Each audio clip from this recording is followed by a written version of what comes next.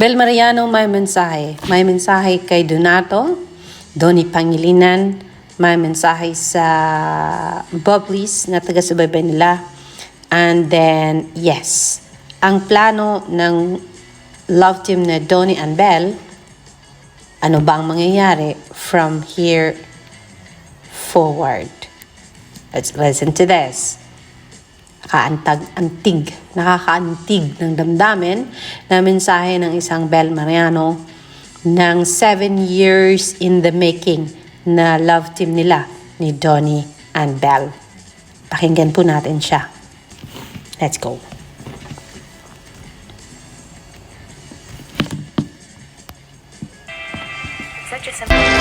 It's such a simple number to say, but it holds countless memories, lessons, and moments that change our lives forever. It feels just like yesterday when we first stepped on screen together, unsure of what this journey would lead us. We only knew what we would face every challenge, every fear, every dream side by side. Before we knew it, something beautiful had grown beyond us.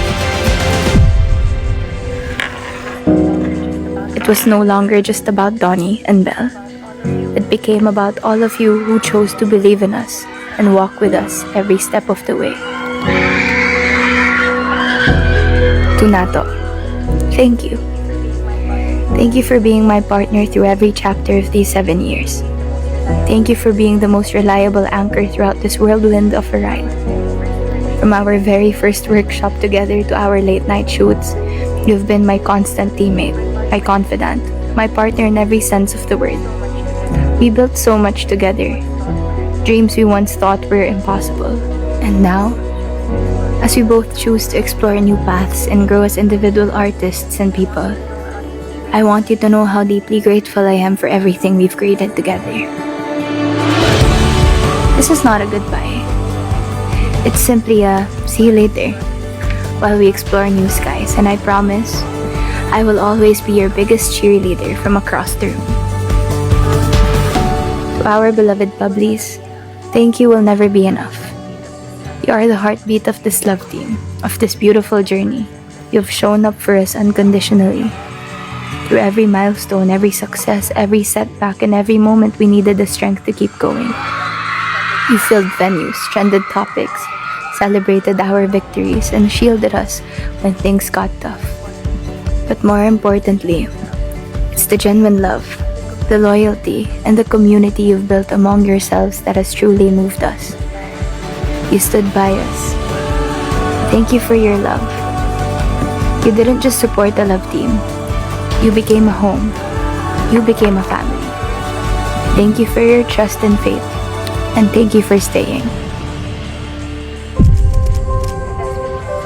And as we transition into this next chapter, we know this change can feel bittersweet. We know it's hard when something you've loved for so long begins to evolve. But we hope you'll continue walking with us. As we take these next steps as individual artists, we hope you'll carry the same love and support you've given us for the past 7 years. Because Dawn Bell is not a story about an ending. It's a story about growth. And most meaningful stories don't truly end. They simply take new shapes. So thank you for the most magical 7 years of our lives. You will always be our bubbles of joy, our constant light, and our home. And wherever this next chapter leads, we carry all of you with us. We love you always, hanggang sa wakas. Love, Bel.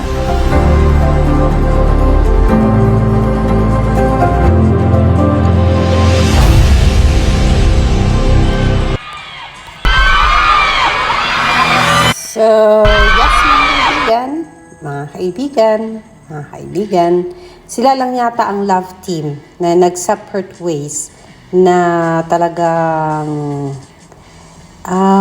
medyo matagal-tagal makapag-move on ang mga Bubblies nila. Kasi nga po, naghiwalay sila as, okay, individual projects tayo, and then nagbalik tayo sa wakas after ng red flag, how to spot a red flag. Nagbalik as love team sa movie, announcing na ito daw ang pinakahuli nilang movie for now, ang Tayo sa Wakas. And then bringing their love team sa tawag dito. Lahat ng sulok ng Pilipinas para sa tawag dito. Promotion ng kanilang moving Tayo sa Wakas. Hindi lang sa lahat ng sulok ng Pilipinas, kundi pumunta pa sila ng Hong Kong. But other than that, hindi na sila pumunta sa Macau nung mag-umpisa ang showing doon at sa iba pang bansa. But then yes, with this message from Bel Mariano, talagang kasi si Nadine hindi nag-message ng goodbye sa kanilang love team na Jaden. Si Catherine, for ilang years pa si Catherine and Daniel, hindi rin nag-goodbye dahil talagang yung love team nila ay naghiwalay pa. Kasi nga, naghiwalay na talaga. Yung kay Tayo sa Wakas na kina Donnie and Bel kasi, ang gusto pa ni Direk Cathy Sampana Molina ay magkaroon pa ito ng sequel or movie number 2. Pero yes, ang tawag dito,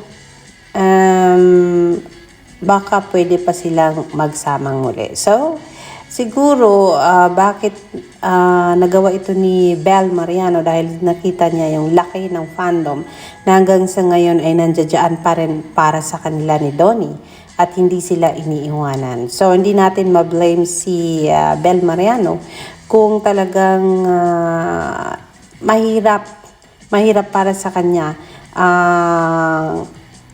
tapusin ang love team na sinasabi as Don Bell. Kasi makikita natin sa lahat ng places na pinuntahan nila ni Donnie ay talagang napakadaming tao pa rin ang talagang sumusuporta kay Donnie and Bell. So yes, mga kaibigan,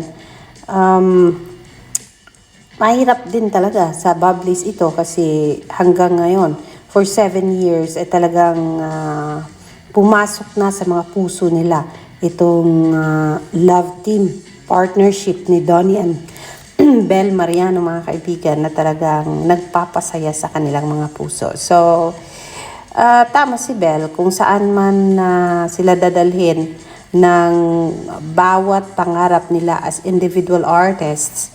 Ang sabi niya, hanggang sa wakas. So, she's still maybe thinking that pansamantala lang to. Let them explore the world of show business as individual artists. Though sabihin natin they started as individual artists kasi nga naman pareho naman silang nagsimula sa show business sa batang edad nila.